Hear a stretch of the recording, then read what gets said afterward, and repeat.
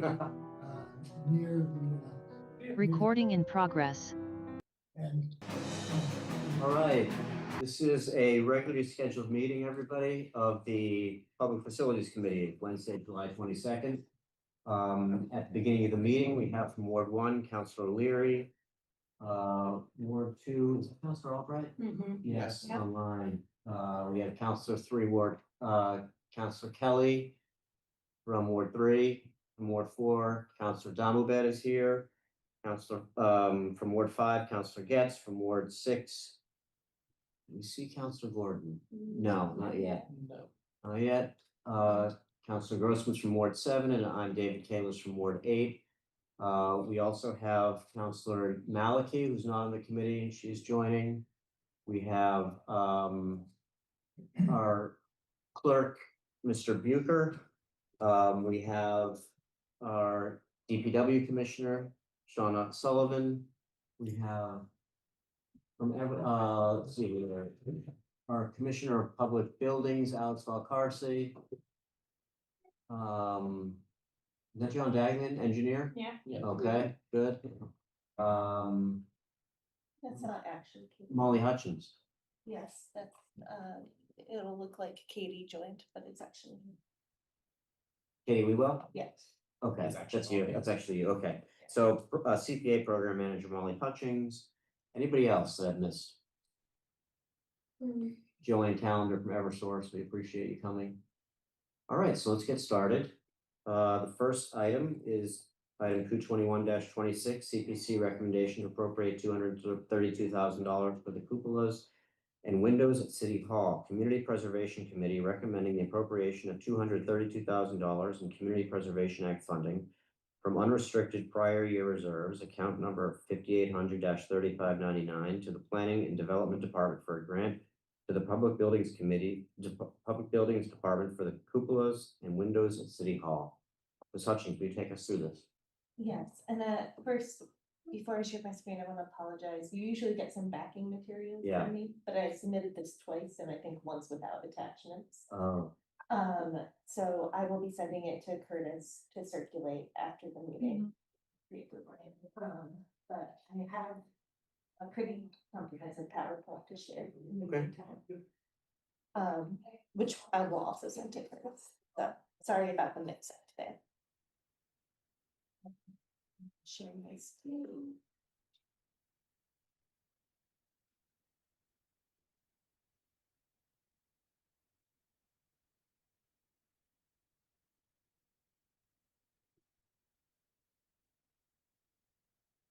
Okay, so we're here to talk about City Hall cupolas and windows and the replacement thereof. This funding is anticipated to be the first phase of a larger project, which would allow for the architecture and engineering or replacing the windows and cupolas on the front facade of the building or south facade. And just a quick visual, that includes not just what's framed in this photo right here. But also these, on the sides, Wings. on the wings, yes. So the full south facade. It is 53 windows in total. The project is eligible for historic resource funding, and City Hall is, the building is listed on the National Register individually. To give you an idea, this front facade has 53 windows. It has both of these smaller, you don't think of them as small 9/9 windows, and these large windows with the arches that you see right behind you as well. The project also includes cupolas, which we had in the previous photo, and these eyebrow dormers here. These you might have noticed on occasion are already missing glass out of them. So those, it would be nice to get to work with. so is that where the bat can come in? What? The bat that was here years ago, that could have come in through there? I don't know the details on the back. There's a lot of excitement. Yeah. But I do know that those are missing glass. I think I've seen Josh present on the condition of these where they're not entirely, they don't expose us to the elements necessarily, but they do need fixing. This application came at the request of CPC, who wanted to help City Hall improvements. It was part of a longer conversation with um, Josh Morse in his previous position about how CPC funds could be put to use to help the to help improve City Hall, which and tackle some of these larger projects that had been put off. The committee anticipates that this project will evolve into a larger construction project to replace the windows. And candidly, I think we would anticipate bonding the eventual construction project as the capital improvement plan does suggest it will be a multi-million-dollar project to replace all the windows on this building. While CPC funded this very small portion of this project at 100%, that percentage is not guaranteed for future phases of work. This is just the very initial architecture, and we expect it to be largely replicable as the architects and engineers move their way around the building. So all future phases of work are their own application and may not receive funding at this percentage. CPC meetings included detailed discussion of the fee and what can be expected for future phases of work. The expectation is that while, and I covered this already, this fee is only for the front facade, that much of the architecture and engineering work will be replicable. And this phase does capture the cupolas in their entirety. It's not just the front of the cupolas, it's both of them, the whole thing.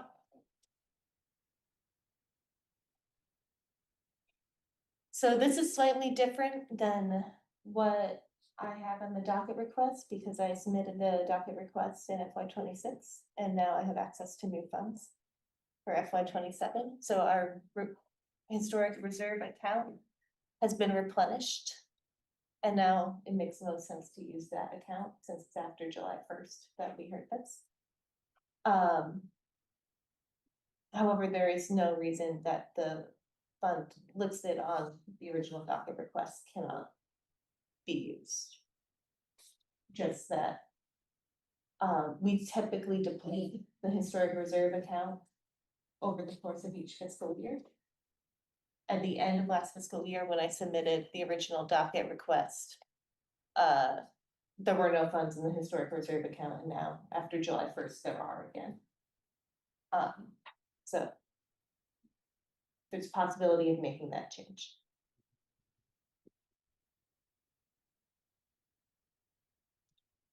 And just a reminder that all CPA projects come back to a community need. And by restoring the cupolas and windows, Newton would continue to steward this historic resource and ensure it continues as a viable workspace for city employees. Because we've all been in a conference room or two here, a lot of us come in a place it shouldn't be through the window, and I think we all would like to see that change. And thank you. Are there any questions? I see Councilor Albright first and then Councilor Getz. Councilor Gross. Thank you very much. A couple of questions. There are two cupolas, right? Two cupolas, yes, And both of them will be part of this project? both. And you said 53 windows. How many windows are there in City Hall? Wish I knew off the top of my head. So what do you think is the percent we're dealing with in this project? So I think there are only a few window types. I think we are dealing with probably a pretty even quarter to a third, though I know the architect is also on the call. I thought he was, maybe I missed him, but Alex might know off the top of his head how many windows there are. I know we are capturing the majority of window types.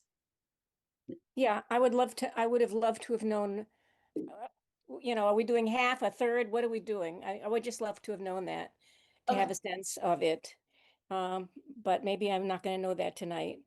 Um, what, there's a question here. This work clearly needs to be done. There's no question about that. A question for you with respect to CPC funds is, how much of this is historic preservation and how much of it is a lack of maintenance? I mean, we've let these things deteriorate over these many, many years. And is the whole project considered historic preservation?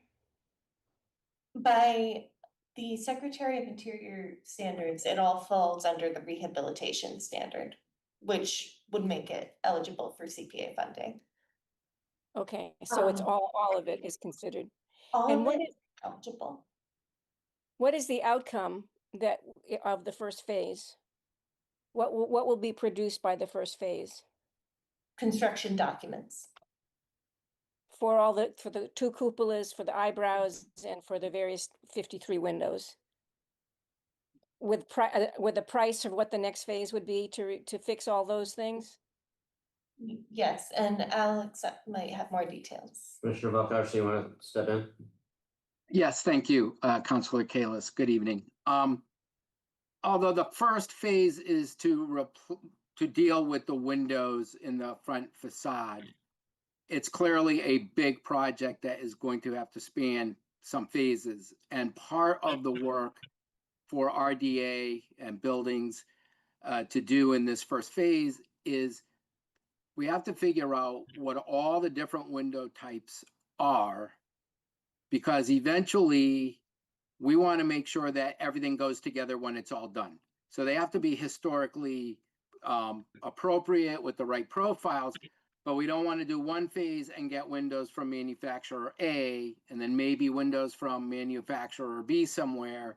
So two things along with what Molly has described is, one is to review what the options are in terms of replacing the windows, and we would need Newton Historic. We're going to have to build a consensus that we're replacing the windows, that we're not trying to continue. These windows have been worked on over and over and over. I've been here 15 years, and every year we're working on windows at City Hall. Honestly, Josh Moores and I have spoken about these windows for a long time. We're hoping to see it within our lifetime that we replace these windows. And I think, we can get there. The trickiest windows in this building are the windows in the chambers and the War Memorial. So you have to understand what you can do with those windows and then kind of build around to figure out what the products are. It's publicly bid work, so we have to have 3 manufacturers eventually that meet the performance. So the expectation for this is not only to figure out this phase, what the overall strategy can be, what those options will be, get a general budget for all the work, and figure out how we can phase it over time to get what we want to get. Whether it's trying to figure out how to have one big project that's done in phases that we can pay for in phases. It's a little trickier, not impossible, could be with a construction manager, or multiple separate projects that we then have to kind of really have a tight rein on in how we specify and do those things. So that's part of the work that needs to be done here. So we set a course for where we're going to get to. I don't have the exact number of windows. This is probably about a third of the number of windows, but it might be 4 phases if we look at the War Memorial and the council chambers as maybe break that out as one phase. Part of this is a strategy that we need to do as we inventory all what we have and come up with some processes and options, and then build a consensus with Newton Historic that hopefully we will be able to replace the windows, because that's kind of really what we want to do. Have insulated, thermally broken windows that meet the historic profiles that are appropriate for the building. Mr. Chair, could I ask a follow-up question? Yes, please. So the War Memorial and the chamber are on the back side of the building, but you're not going to look at that in this $232,000 project? No, we're gonna look at all of the windows. We may not get into the big detail on those, but we need to understand all the window types and then come up with a strategy of how we're going to approach the entire project, or the entire replacement, and then within that strategy do the first phase. And so we'll when we met with CPC back in March, there was a discussion about the fee, and I explained that there are some things to work out, and we'll go back and sit with them, report back where we're at. We'll keep facilities informed. Again, this isn't, just go out and replace the windows, which is what kind of people kind of want to make it. It has to be thought out carefully, and we have to do it in the right fashion. So that's what we'll look at, all the bits and pieces, and then we'll formulate a strategy, and then we'll get a budget. And so then we can break down how we want to do each phase based on basically what we can afford to do in each phase. So that's what I'm saying. Those are very big windows. They're monumental windows. So they may be their own phase. And I would be hesitant to split them into two, because again, we really want to control that everything, when we're said and done, looks like it all goes together and belongs together, So and not have these varieties in types. what you just said makes sense to me, because it sounds like you're taking the project as a whole, you're looking at all the window types and then deciding how to do it, which was a little different from Molly's presentation, which was going to do the south facade of the building. So I like what you had to say, and I wish we had read the materials, which, in advance, which might have explained that in advance. I don't know if it's all written in there. It is a discussion because this is sort of this phase is kind of like the prototype phase, but you can't really do the prototype until you kind of study the whole part of it. And so that's why we had a long discussion about the fee. And again, if we don't have to spend a lot of time on other avenues, and we get historic on board to replace the windows, then we can move that design part along more efficiently. And we've also, I said in March to CPC, we're not going to spend if we don't have to spend the design fees doing a bunch of studies, we'll have those funds, we'll carry them over into the next phase of the work, like we do with everything we do.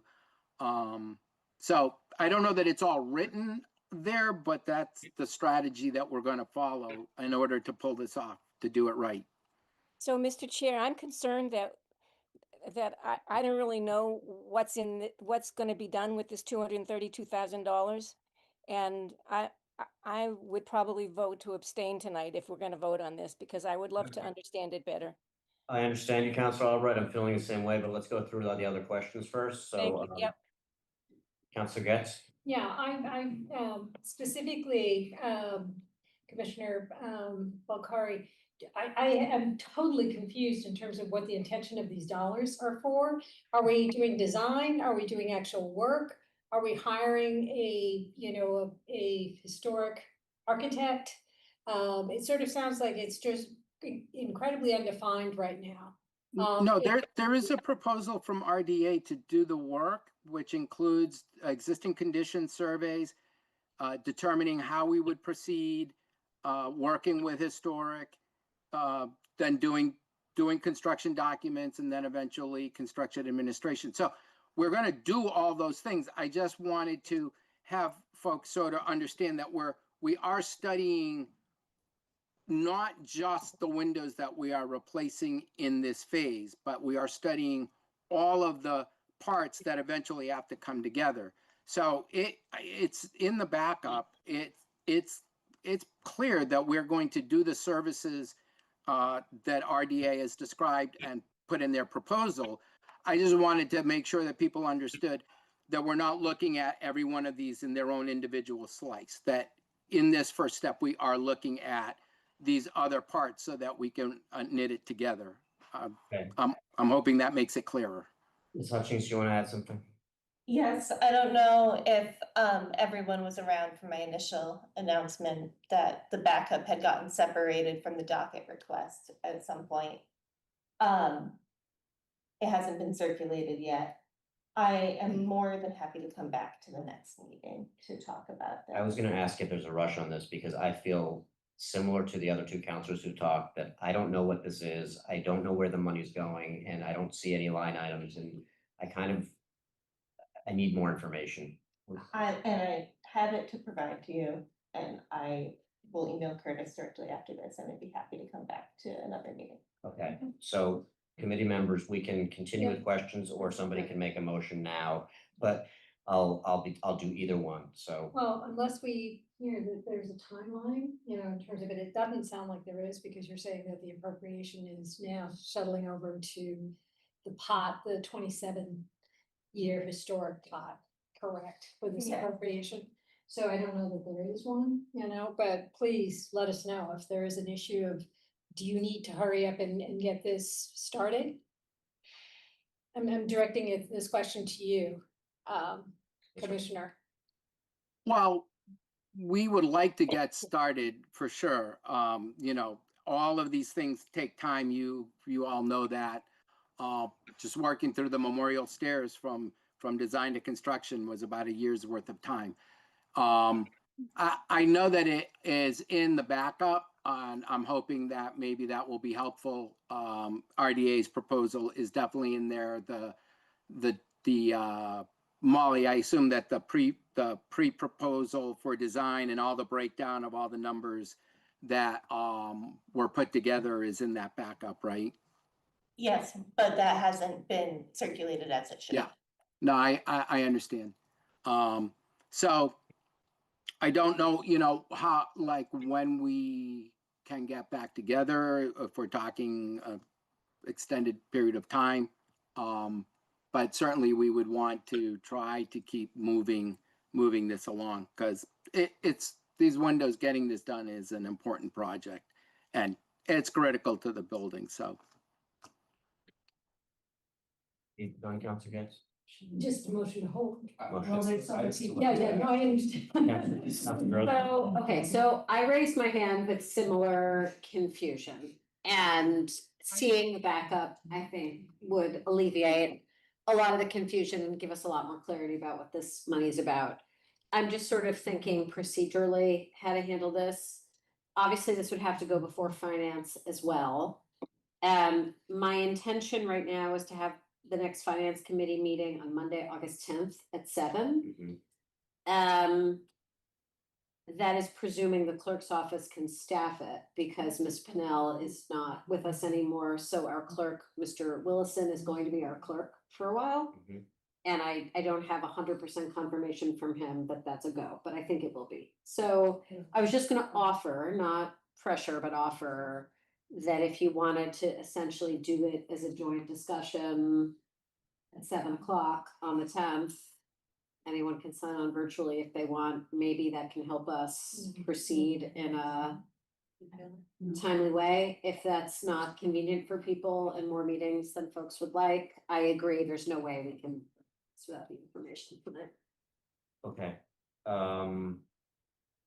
let me just finish the question, everybody's hands, and as you're speaking, let me know if August 10th does work for you or not. Counselor Donlevette, I think August 10th works for me, okay, to answer that part of the question. I have a couple of clarifying questions that would be helpful for me. That I would ask no matter what, whether it was now or later or back up.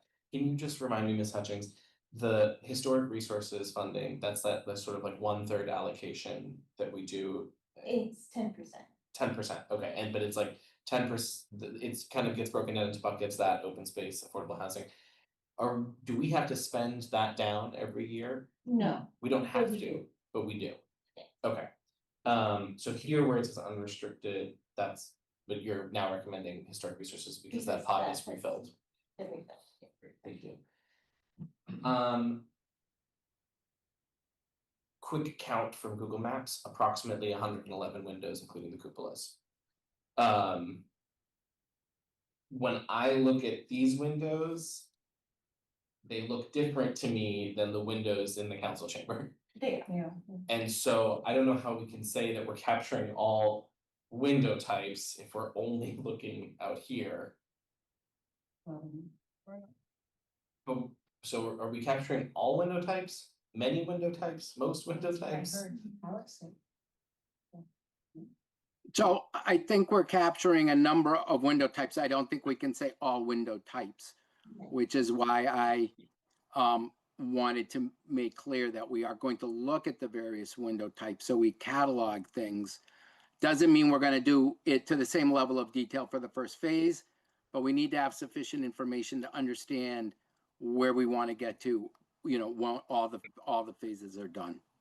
Can you help us understand then, Commissioner, why we would separate these two, these efforts out? It seems to me like it would likely be a cost savings to have one architect do documentation and, you know, discovery for the whole building and all of our windows, as opposed to asking an architect to do a bunch of work and then rebidding or bringing them in again under a separate process with another chunk of money to do another set of windows. I just don't think I understand why we would split up the documentation and CD phase.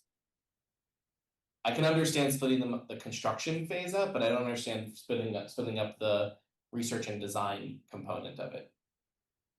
So we, again, since we're working with a limited set of funds, and we'd like to try to replace the windows, you know, in a timely fashion. The approach was, let's set up a prototype phase, if you want to call it, of what we're going to do, which we will do, and then look at simultaneously the other windows and piece the whole thing together. You know, otherwise it could take a much longer amount of time to document everything, and then, you know, you're still going to break it up into some kind of bid packages in some fashion. So it's trying to do the study work that we need to do and accomplish the phase and get a phase of the building done and get the windows in, and what we think is an expeditious way to do it. Okay, I guess I don't agree. Is like, just putting it bluntly, that like that it would be the most effective use of funds long term. And I understand there might be, you know, a limit on funds, but it sounds like if we're funding this through CPC, there's like maybe less of a limit that's historic. We were looking at unrestricted, so it just doesn't totally sit right with me. And I'm also thinking about this bigger picture question of needing a real detailed plan for this building. Like cupolas is not in the $53 million that I see for this building over infinity amount of time in the CIP. Like I just don't see the word cupolas from everything that I pulled out every item, and I don't see it there. And you know, when we talk about windows are actually, as you know, Mr. Valcarce, like windows are very complicated. The windows on the south facade alone, some of them currently holding AC units. So that now we're talking about how does the HVAC fit into this strategy for these windows? And I just feel like we don't have a plan for this really important historic asset that we invite the public into, you know, apart from chipping away at their, yeah. So yeah, certainly would not anticipate Sorry, I stand corrected. I do see Cupola's roof repair and replacement number 145, $1.7 million. Yeah, um.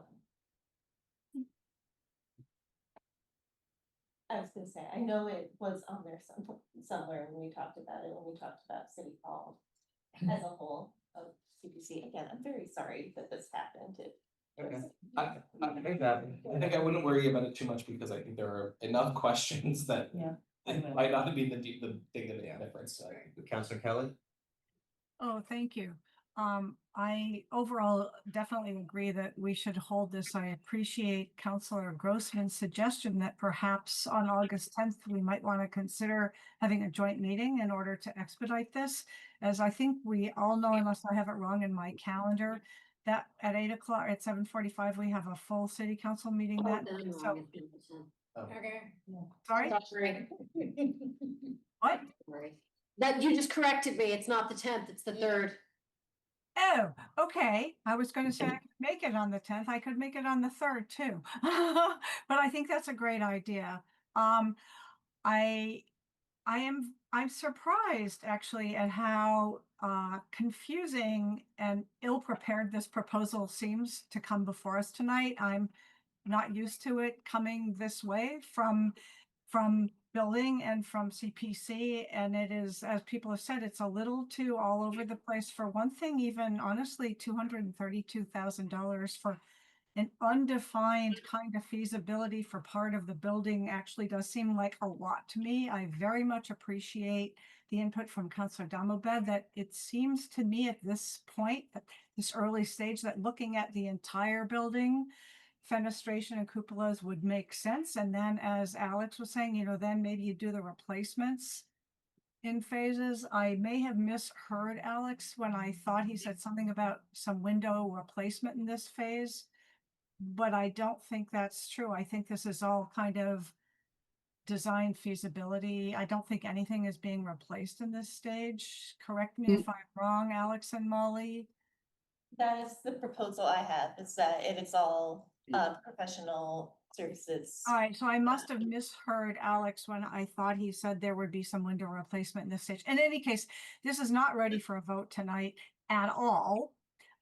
It needs to be done. I agree it needs to be done. I'm more in alignment with Councilor Damobed's idea about how to do it. And I think if we can come together, perhaps August 3rd, together with finance to try and readdress it. And you guys just need to pull this together, I think, more clearly so we know what we're really looking at.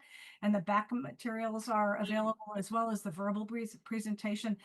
Hopefully we'll be able to all move this forward on August 3rd or whatever date you all choose. Thanks. Thank you, Counselor Kelly. Mr. Valcarcel? Yes, thank you. I think once you read the backup, it will become much clearer. RDA's proposal clearly lays out, doing the as-built and existing condition documentation for the windows and the cupolas, the preliminary design options and estimates, design development of the estimates, construction documents, bidding phase, and construction administration. For the cupolas, it's broken out at $70,000 as their fee. The window portion is $151,000. And within that window portion is under doing the as-built and looking at existing conditions, we will be looking at some of what these other windows are so that we can do things in an informed fashion. So I'm hoping that once you have a chance to see all of the backup that you did not get a chance to see, it will be clearer. I'm saying that because that was not presented and the verbal presentation tonight was quite disjointed and didn't relate to that and we didn't see it. I originally raised my hand in order to make a motion to hold, which Councilor Grossman did, and I will also vote to hold. Counselor Maliki? Thanks. Yeah, I'm glad you're holding. Couple of questions. Do we still have the original building plans, and was it built to those plans? Well, I'm sure we have the original design drawing plans. I'm sure we should in our plans. I don't know that we have as-built of the building when it was built, that I would be less inclined to think that we have. So, I think that the building presumably is built the way it was designed. Construction always has, adjustments and things that happen in the field, but I don't believe that I've ever seen any as-builts that were produced back when the building was constructed. Okay, because it just seemed like sort of knowing how many windows of each type, how many types of windows, how many of each type would be something that we could figure out on paper, kind of, and then check in the flesh. I just wanted to confirm on the cupolas. It sounded when you were speaking that there was going to be design stuff, but reading what's in the CPC March backup, am I right in assuming that the cupola, both cupolas, they're being redesigned and refurbished, but not altered in any way in terms of the design size and so forth? Because we just heard something about cupolas at the Strong Building in Waban, where the electric or whoever wants to change them. Oh, no, there wouldn't, I have not heard at any point during this proposal about changing the design of the cupola, only about restoring them. Right. We're not changing the design of the cupolas. Okay, so we're restoring what we have. Okay, that's it for now. Let wait till the next meeting. Okay, thank you. So, committee members, can you raise your hands if you can attend on August 3rd? 1, 2, I'm unsure because my husband's having surgery that week. okay. Okay. Counselor Kelly, I know you said yes. Counselor Albright said yes. Okay, so 4. I cannot. And I'm also thinking that if we do meet, the suggested date was the 10th. In terms of having the city council night, that's it would. Before the meeting? Correct. Yeah. That's another option. It's unfortunate, but we get the benefit of your meeting. Right. The sense of your presentation. Yeah, So we'd essentially go next on the 3rd and then Yes. have it And a then follow-up we have- discussion here on the 10th. yeah. That's what the. So for those online, if you didn't hear what we're thinking, there's 3 of us that can't make it. Oh, That we would, the 4 that can, would be great if you go. And then we'd regroup at 7 o'clock before our full council meeting on the 10th. Just Yeah. for any additional questions that might be lingering. Is that okay for people? yes. Okay. All right, good. So, Ms. Hutchins? I'm sorry, I just want to again apologize. I don't know That's what okay. how it happened. All right, Councilor Grossman?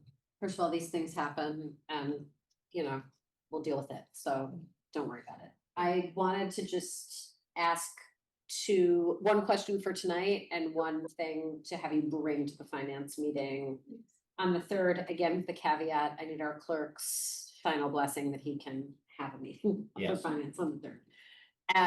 So my request for the 3rd, can you come with a slide with all of the balances of our various sub-accounts and any meaningful kind of outlays that are in process or that we know are coming up? And, it's a standard question you're getting to ask, so it would be great to bring that. Did you want to? No. Unfortunately, I'm sort of getting, because I attended the Affordable Housing Trust, and they were going to be requesting like millions of dollars. Okay. So my other question was gonna be, and we can address it then or address it now. I think part of my confusion is, did the scope of work that is proposed here drive the dollar amount of $232,000? Or did we land on $232,000 as what the CPC's discussion said, we're willing to spend this, and then our buildings commissioner and the consultant said, we can get this far with that? No, absolutely not. Okay, because the reason I'm asking that is because I'm really sympathetic to what Councillor Damabed had to say about the bigger picture. And I guess I'm interested in the next 2 meetings that we're gonna have to get a better understanding of why it makes sense to do it this way. as opposed to the full scope. I understand that you want a whole plan for the building, and I do too, but I don't think we're gonna get that realistically. I think at least we should understand why cut off the scope of work there and not document or do the full analysis for every window as opposed to this subset of windows, and maybe that'll help too. Counselor Donaldson? Yeah, just one clarifying question. Commissioner Valcarce, do we have a BIM model for this building? We do not have a BIM model for this building. Okay, that's helpful. And I think it might also help as part of the follow-up presentation if, even if it's a Google Maps 3D screenshot, if we could color code which windows we think are the same window type on the building that are being covered by this, right? So I can see 3 window types from where I'm sitting, red, purple, blue, and all of these ones in these rooms would all be blue. And just so that we could this room, everyone who's talking about this can have a sense of, okay, we understand what's getting covered and how they align with each other. I think that would be really helpful. Thank you. Counselor Albright? So this is a request for Ms. Hutchins. I know that Councillor Grossman asked for a summary of the money allocation, but also I can't find on the website, what money was spent in the past, what projects are going on. I don't, it's probably there buried somewhere, but it's not as obvious as it used to be. So my request to you, Molly, is could you please figure out how it used to be and make it that way again so that we can really understand the scope of CPC projects and money. I will do my best to, if not put it back the way it was, provide a guide to where to find things now. Thank you very much. All right, so there's a motion to hold from Counselor Getz. All those in favor, please say aye. Aye. Aye. All those opposed? Any abstentions? Okay, so we'll hold that item. Thank you. Moving on to the next item. 222-26 Eversource petition for a granted location on Prescott Street. Eversource Energy petitioning for a granted location to install and maintain approximately 60 feet of underground conduit southerly from utility pole 69/4, approximately 60 feet north of Prescott Street, and install and maintain an additional 400 feet of underground conduit and 1 new manhole MH 32916 easterly from the intersection of Prescott Street and Central Avenue, terminating the conduit at 75 Prescott Street. We have Eversource right-of-way agent Joanne Callender. You want to talk to this? Good evening. I mean, you just presented exactly what I was going to say. I would just add that it is for the property at 75 Prospect Street. They have converted the property to a 4 residential unit a property now, and so they're looking to have underground service to that location. Okay. Any questions from the committee? Was it the property that had the fire? You had a fire there? Not that one?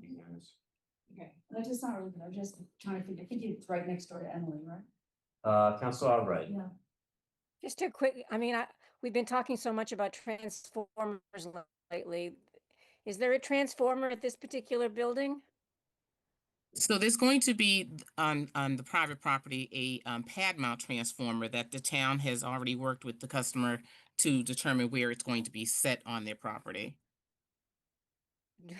Where is it?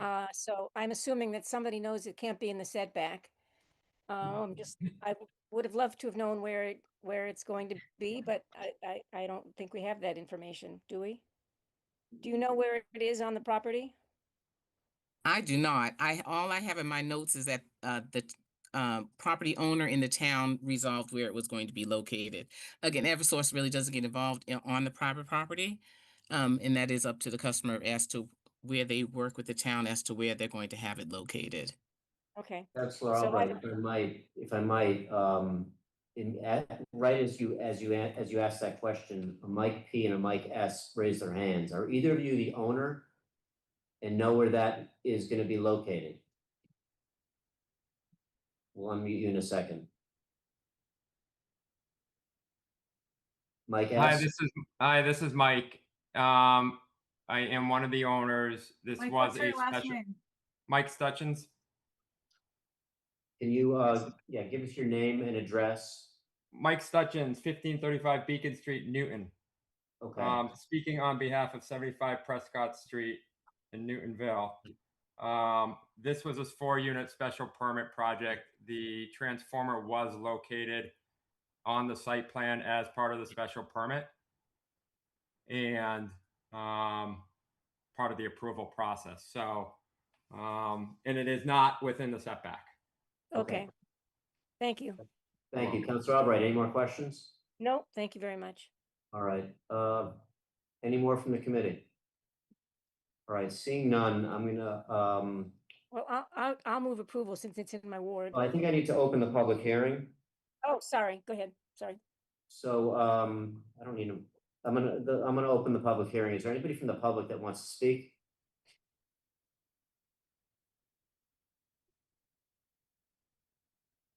All right, seeing none, I'll close the public hearing. All right,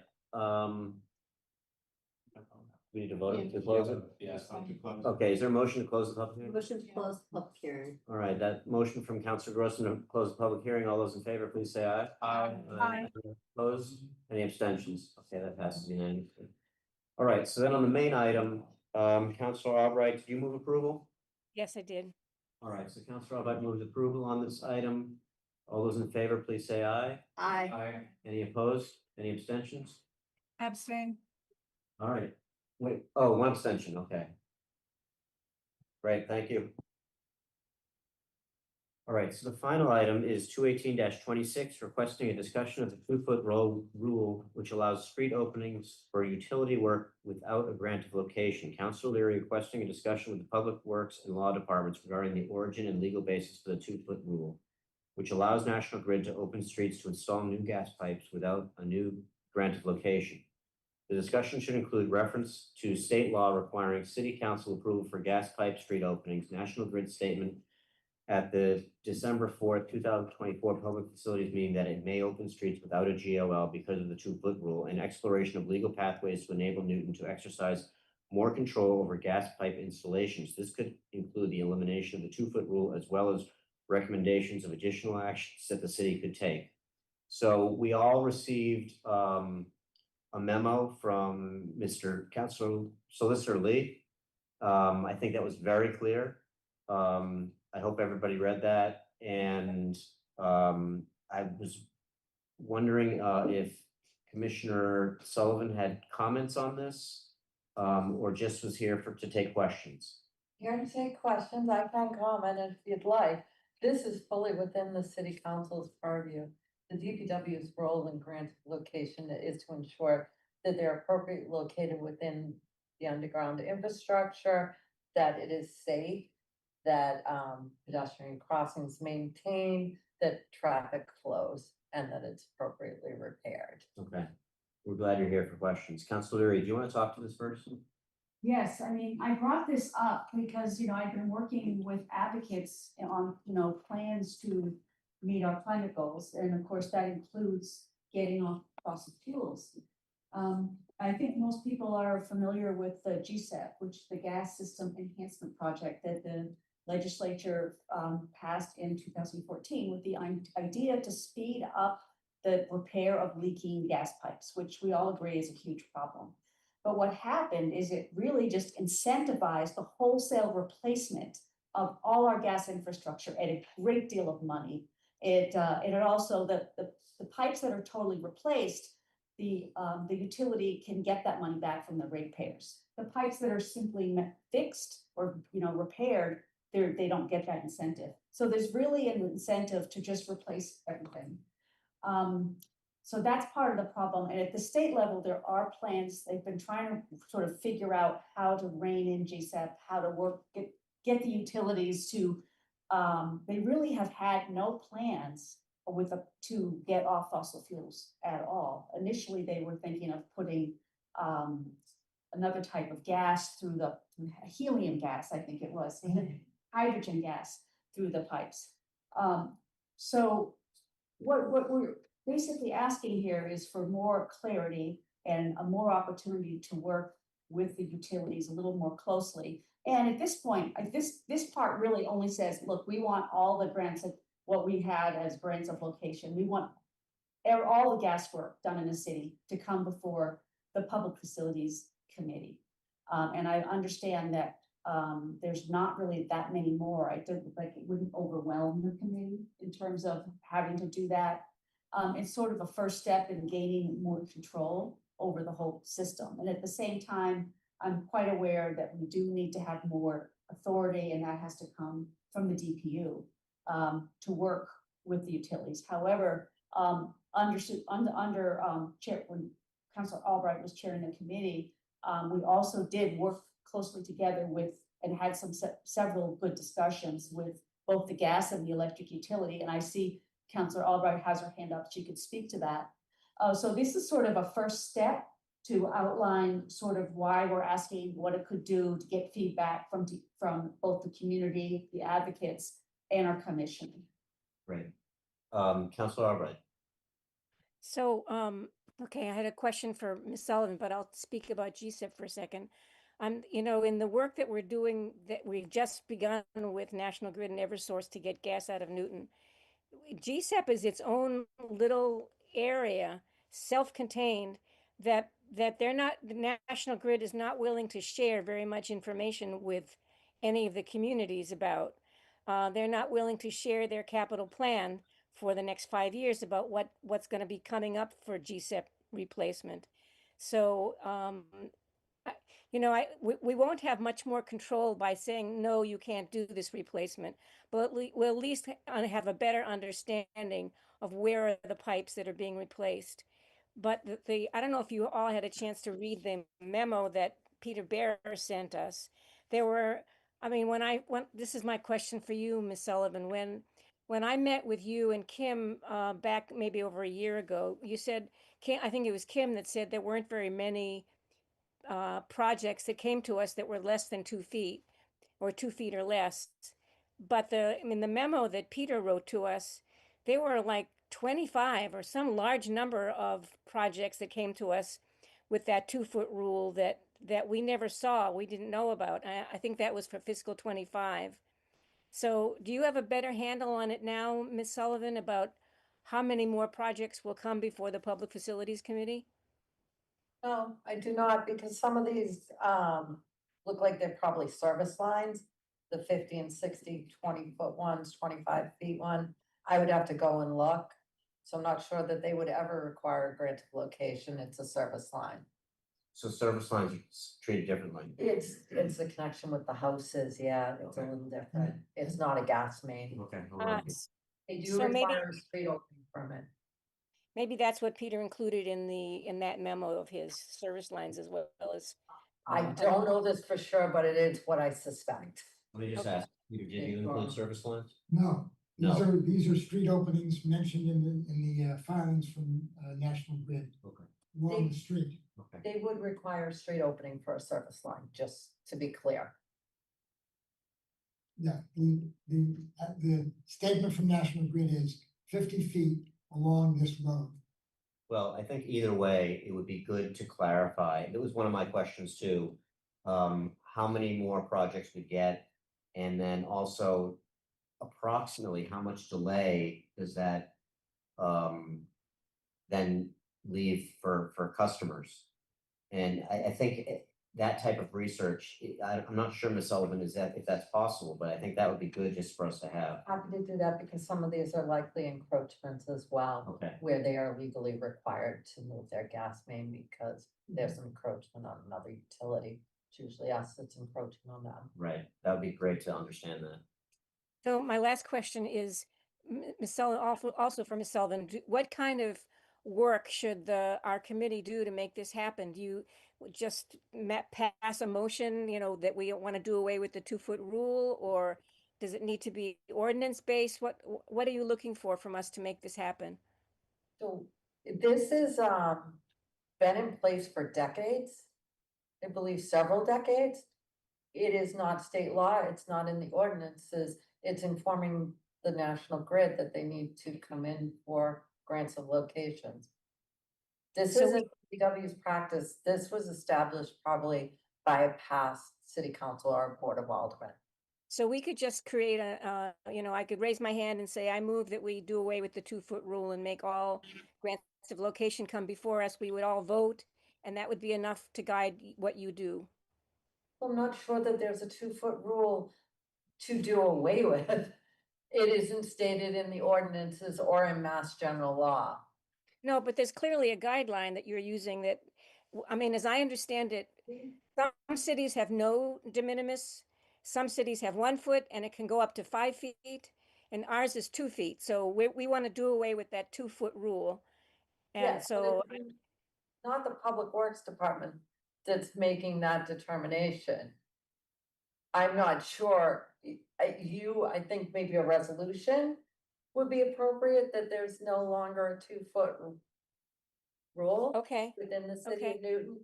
It's not DPW making that determination. Okay. Mr. Chair, maybe we could just clear that with Mr. Lee. Yeah, I think that's a good idea. Thank you. He's not, he couldn't be there. Okay. Counselor Larry?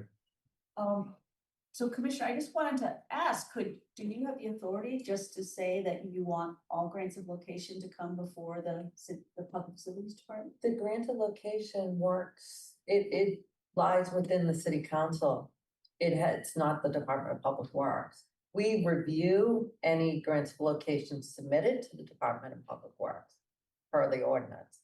It is really truly the city council's So decision. that's why you're saying in a resolution to say that we will no longer require it? Yes. And it's as simple as No that? longer, that's what I would go with, but really that's the law department. So we'll check with the law You department. check I with the think- law I think department. what you're getting is a lot of surprise because we don't usually have power, so this.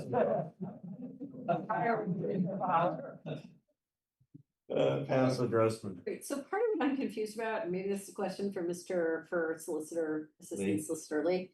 It doesn't seem like we actually have a rule. It seems like this is like a past practice that National Grid just sort of hangs its hat on and nobody knows where it came from. So it is a rule in several communities throughout Massachusetts. Not every one. Brookline requires every grant of location to come before them. I can tell you that right now. So maybe Attorney Lee can clarify for us Yeah. if there's any sort of source of this rule, or if it's like, what did he He say? can't find anything either. It's certainly not statute. Yeah, Okay. it's lost Our to time. question- It's what? It's lost to time. It's Okay, gone. so our question to Attorney Lee is what form of action does this body need to take to make it clear if it wishes to no longer observe this practice? Yeah, Right. so why don't I follow up with him on that? That'd be great. Since he's couldn't make it today. I think the key implication is, so what does that mean? For this committee, for the that's why the number of potential new items that we get, but, and then also our relationship with Eversource. I know, Councilor Albright, you've been working with Eversource closely. And I just wonder if they have an opinion on it as well, because there must be communities that don't have a 2-foot rule. And does that improve the relationship or not? Are there any implications? Well, Eversource really isn't in this game because they're up on the wires or they're underground, but it's the 2-foot rule is there a pipe that needs to be replaced that's 2 feet or less from the original pipe? So that's really just a National Grid issue. It applies to Eversource as well, I believe. The conduit within, Yes, but The we're not so roadways. concerned about. I understand that, but you probably may want to consider. Yeah, just to know that, that's good. So That Well, it's- there are rules about how close Eversource conduit can be to National Grid's conduit. All of those, there's a whole overall mapping of how close these pipes can be to each other, and it's probably worth knowing that as well. Okay, I think it might give us a better idea for at least the committee and this city council about how much gas work is being done in the city overall. Because a lot of it, we're not seeing, at least is not coming before us. But however, in terms of actual power, we still have to, you know, we still are limited on how much we can work with the utility on this without further state involvement. So that's part of it, but it is a sort of a first step for us. Counselor Grossman. So clarifying question for you, Councilor Leary, and perhaps for our commissioner as well. So when I first read this, I thought this was primarily about new gas lines. This is not. This is about replacing damaged and leaking gas. Yes, lines. with most of the GOLs, most of the gas work that comes forward is wholesale replacement of pipes. That's almost all of it. And we're working on we want to work ultimately on a plan to identify areas where those pipes could be, if they need to be replaced, if there's a good reason for it, but we'd prefer to see them repaired. And we also would like to have a plan for ultimately moving towards reducing our need for gas and moving towards geothermal and community, neighborhood electrification. So that part I totally understand. Yeah. I think the part that I could use an extra sentence on, which you started talking about in the beginning, but I didn't quite absorb it, was what the incentive structure is for replacement versus repair and why their incentive is to replace and not repair. Well, because the DPU back in 2014, there was a lot of issues with a lot of leaks. As you know, Newton, but we weren't the only city that had tons of leaks, and we wanted to try and reduce those methane leaks that were, obviously creating climate change. So the DPU came up with this gas system enhancement project to facilitate and move along the fixing of the gas leaks. But for some reason, I'm not sure why they ended up saying, yes, if you replace the whole gas main, you can charge that to the ratepayers, but if you're just doing repair, you cannot. That's on you. And I know I'm not there are some experts in the room here, so we could also ask for some public comment on this. It might be helpful. But so what they're doing is just going headlong into full all replacement. And it's very difficult for us as a city council and for our DPW to know exactly the in and outs of why one main can be replaced and why another one can be repaired. And it's because we can't work so directly with the gas company. It's hard for us to know, and there's been a lack of communication, which we have been trying to change. But the honest truth is we don't have the authority to really work directly with the gas company. That has to come from the DPU. But there is this incentivization that's getting so out of control that it could cost us $40 billion to replace infrastructure that we're not planning to use in 20 years. So it's just it's like the big dig all over again. Right, so I'm still just, forgive me I'm just trying to learn. So when you say that a replacement can be passed along to the ratepayers, you mean they can sort of spread that out to all of the ratepayers, or they charge it directly to the ratepayers that are serviced by whatever? My understanding, it goes to all the ratepayers, but I would defer to Mr. Bearer on some of these details, but it goes on everybody's bill.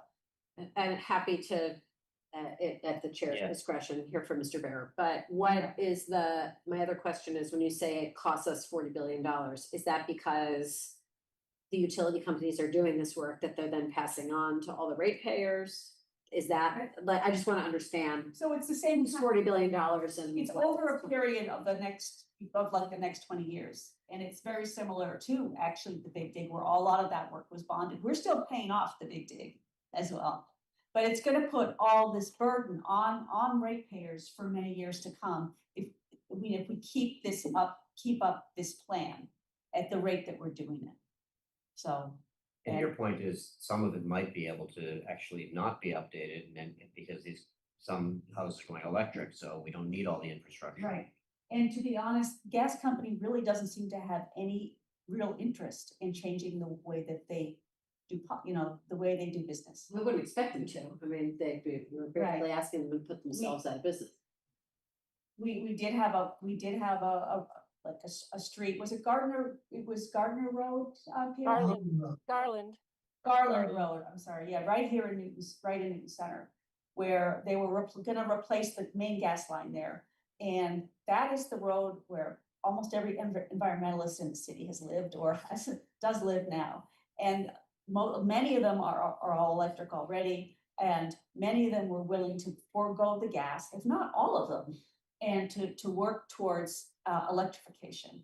And the gas company said that wasn't possible because they have to keep a certain amount of pressure within the gas and the way they all connect. And I don't fully understand how that's an engineering issue, but they said it would impact the gas pressure in other areas if they remove that gas line.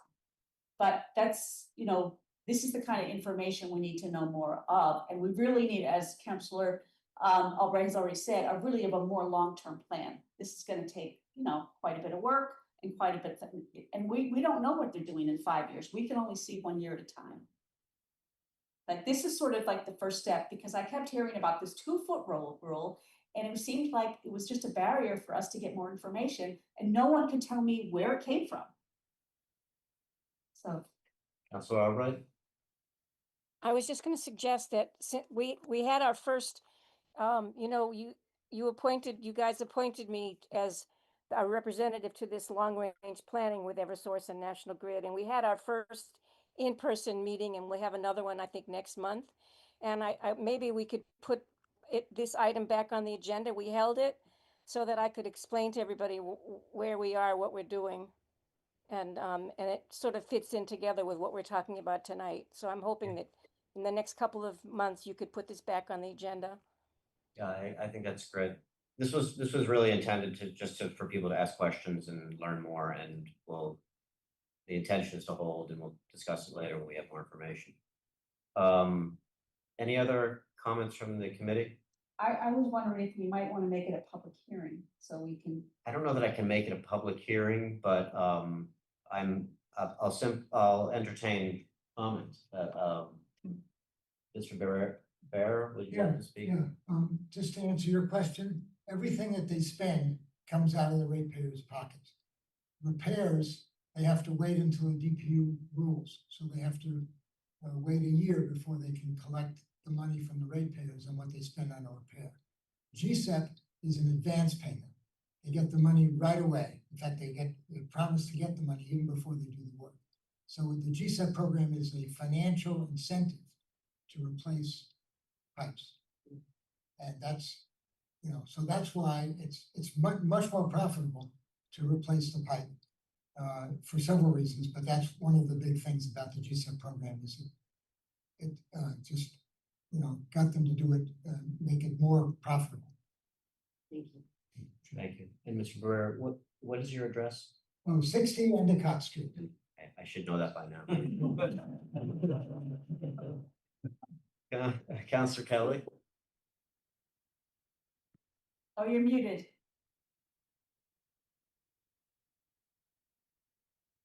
You're still muted. It was so polite of me to mute myself so you wouldn't hear my fan in the background.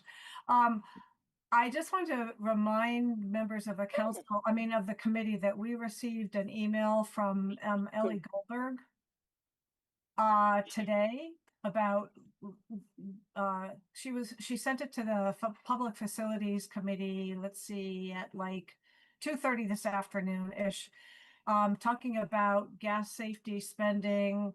I just would like to call your attention to that again. That sort of relates to this. So when you have a chance, please take a look at that email memo we got from Ellie this afternoon. Thank you, Councilor Kelly.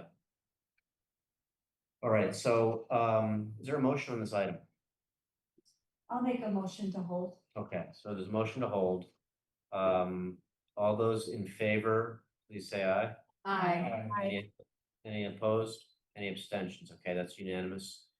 We'll do some follow-ups on this and bring it back later. I want to thank Councilor Wright for attending as well. Sorry I didn't see you earlier. And that concludes our work tonight. Thank you. Good night, everybody. Night. Recording stopped.